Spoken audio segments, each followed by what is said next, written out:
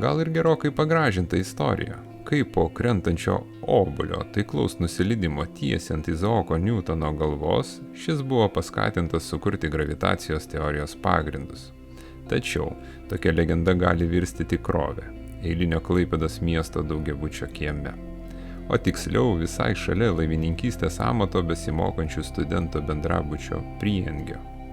Gaila, jog obuoliai krenta vasarą ir vargiai užtiks kokį naują studenčioką besėdinti po vienu iš šių vaismedžių ir įtemptai besiruošinti egzaminui. Bet jeigu taip nutiks, tai ką gali žinoti? Gal mes turėsime ir Klaipėdos gretose kokį fiziką, visko teorijos kūrėją.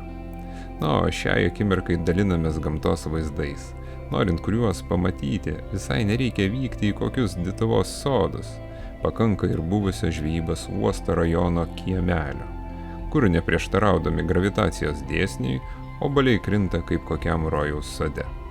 O mes kaip visada tikime dėsniu, jog jūs paspausite patiktuką, parašysite komentarą ir žinoma nepamiršite prenumeruoti šį kanalą.